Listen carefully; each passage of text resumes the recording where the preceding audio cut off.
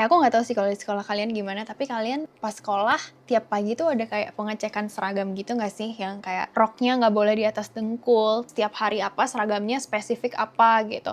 Kelengkapan seragamnya dasi, ikat pinggang. Yang intinya sekolah kalian tuh disiplin banget tentang pakaian kalian. Kalau misalnya iya kalian datang dari sekolah yang kayak gitu, kalian bakal kaget banget pas kalian kuliah di China. Karena di sini oh my goodness, orang kuliah ya bayangin aja pakai flip flops, sandal teplek, pakai celana pendek, pakai rok di atas lutut. Itu sumpah aku ngeliatnya gelisah banget, nggak pernah segelisah ini ngeliat orang pakai baju gitu loh. Dan dosen di sana pun nggak masalah, asalkan nilai mereka bagus, asalkan mereka memperhatikan pelajaran, asalkan mereka nggak buat keributan di kelas, dosennya nggak masalah. Ini beda kasus kalau misalnya orang itu kerja sebagai profesor atau kerja di fakultas, itu peraturannya beda gitu ya, harus pakai kemeja apa segala macam. Tapi kalau buat students biasa, mau itu rok panjangnya seperempat paha, mereka bakal tetap pakai itu ke kelas. Itu adalah salah satu culture shock aku pas kuliah di China. Dan masih ada banyak lagi culture shock yang aku bakal cerita ke kalian hari ini.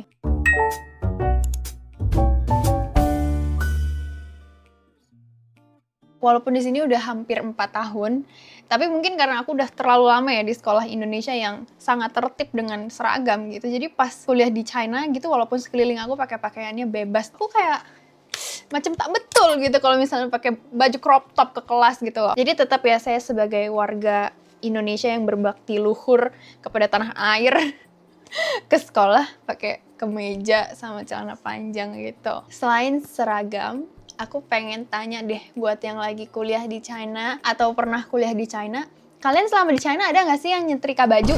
4 tahun, hampir 4 tahun di China, aku nggak pernah nyentuh yang namanya setrikaan. Aku juga jarang gitu ngeliat orang China nyetrika gitu, nggak serajin orang kita di Indonesia sana. Buat apa sih nyetrika? Exception ya, mungkin kalau buat baju-baju kemeja formal yang dipakai buat rapat atau wisuda atau apa, itu ya memang wajib harus disetrika. Cuman kayak baju kayak gini nih yang aku lagi pakai sekarang. Baju rumah, baju olahraga, baju kaos-kaosan, bahan stretch, itu kan nggak lecek ya. Jadi kayak, buat apa disetrika? Sorry banget nih untuk kaum pencinta setrika, cuman kayaknya aku nggak bakal nyetrika deh.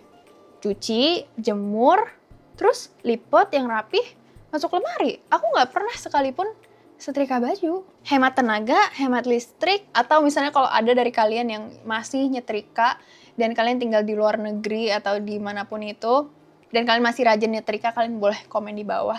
Nah, selain nggak pernah nyetrika, orang China itu unik-unik guys, yang satu negara kompak ya begitu. Orang China itu benar introvert, mereka bukan tipe orang-orang yang bakal approach kita duluan, ni hao gitu kan. Kita datang ke mereka, terus mereka baru kayak open up. Tapi di satu sisi, mereka nggak punya privacy. Contoh, mereka malu-malu nih pas kenalan. Cuman mereka nggak bakal malu kalau misalnya mereka berantem sama pacarnya di atas motor listrik di tengah jalan.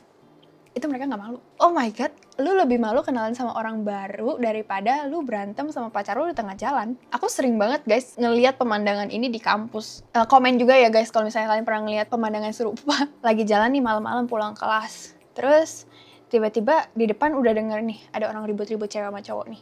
Wah, udah tahu nih pasti rumah tangga lagi tidak baik-baik saja nih. Beneran aja, si cewek lagi berantem lah sama cowoknya didorong kayak gini, kayak gitu. Di tengah jalan, bayangin aja di tengah jalan, dan orang-orang sekitar mereka pun juga kayak nggak peduli gitu loh. Tapi kayak aku yang datang dari culture yang sangat menjaga image di depan publik gitu ya, agak awkward gitu loh ngeliatnya, kayak aduh muter nggak ya gitu. Terus akhirnya kayak yaudah deh pura-pura nggak lihat juga jalan gitu. Orang China itu kepo banget sama yang namanya orang internasional, orang luar negeri. Aku sering banget sama teman-teman aku kalau kita naik taksi. Kita belum ngomong apa-apa nih, kita belum ngobrol. Supir taksinya bodo amat, supir taksinya masih diem aja gitu pas kita naik. Pas aku atau sama teman aku ngobrol, baru satu kalimat Indonesia itu, supirnya udah nengok ke arah spion gini. Udah mulai nge-scan kita nih. Nih kira-kira orang mana gitu. Kita juga ngeliat kan supirnya, ngeliatin kita. Kita udah saling ngomong nih, wah menurut lu nih supirnya bentar lagi nanya kita nggak orang mana gitu. Bener aja, gak nyampe berapa lama gitu akhirnya supirnya nanya, bener ya? Dimension air ya? Dimension air itu udah makanan sehari-hari deh kalau misalnya kuliah di China. Dengan wajah-wajah Southeast Asia seperti ini pasti seringnya dikira orang Malaysia, Thailand, atau enggak Vietnam. Terus kita jawab, 不是，我们是印尼的Indonesia gitu. Terus si supirnya kayak, hah? Intu gitu kan, India gitu kan.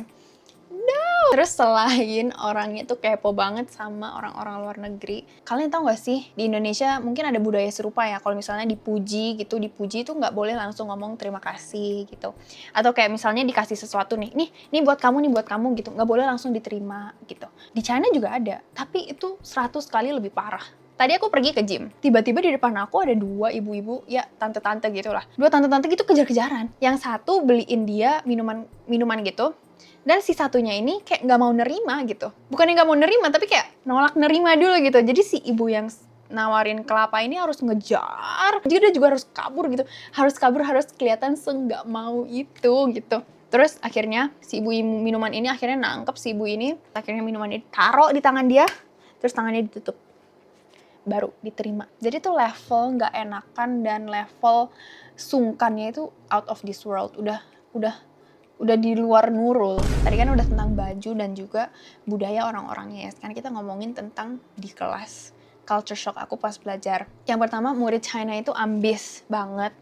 Dan walaupun sebelum ke China itu aku udah diingetin ya sama orang-orang di sekitar aku, dan aku juga sudah mengawasi, udah mengamati dari luar ya, dari sosial media dan bagaimana media itu nge-portray murid China itu ambis banget.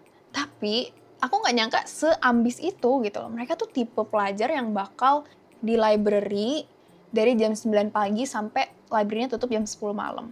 Pas library tutup, mereka bakal pergi ke tempat lain buat belajar, kayak ke classroom atau kemana. Wah, ini harus diteliti sih, kenapa murid China seambis itu. Mungkin ini berakar dari sistem edukasi mereka ya, dari SD kan mereka udah di-push buat belajar 16 jam sehari. Ya dari SMA kan mereka juga kena pressure Gaokao ya. Gaokao tuh yang ujian nasional China itu yang untuk masuk universitas.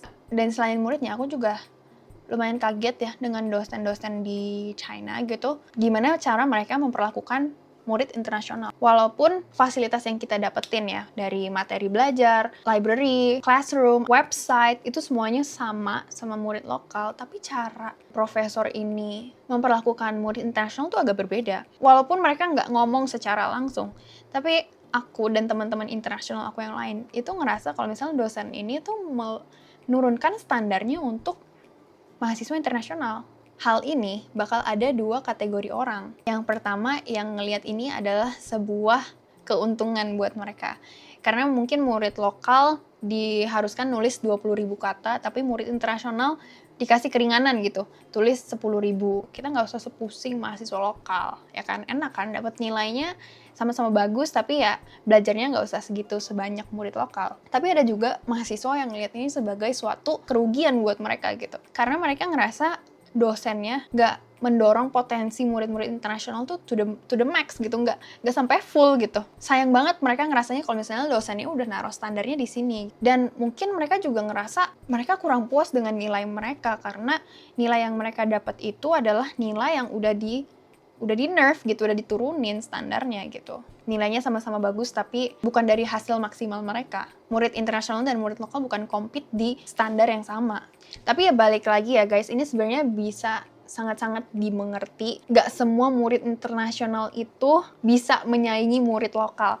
Dari bahasa aja ya guys, dari bahasa aja kita udah ketinggalan jauh. Masa ngebandingin murid China yang udah bisa Mandarin dari lahir sama kita yang baru bisa Mandarin 5-4 tahun yang lalu gitu. Gak akan kekejar menurut aku gitu. Jadi kalau aku sendiri, dosen nurunin standar itu ada plus minusnya juga. Menurut aku dua-duanya kena. Aku bukan tim salah satu. Dosen nurunin standar, oke, di hal-hal yang di luar kendali kita gitu loh. Kayak misalnya bahasa. Misalnya dosen memperbolehkan murid internasional buat ngambil referensi jurnal dari jurnal luar negeri atau jurnal-jurnal berbahasa Inggris gitu. Keringanan-keringanan yang sifatnya di luar kendali gitu loh. Tapi kalau misalnya standar atau yaoqiu, requirements tugas murid internasional dan murid lokal dibedain gitu, itu agak kurang adil gitu loh. Jadi kayak mending tugasnya sama, requirements-nya sama, sistem penilaiannya juga sama gitu. Jadi ya itu guys, beberapa culture shock yang aku alami selama kuliah di China. Kalau misalnya kalian nanti kuliah di China, kalian harus mempersiapkan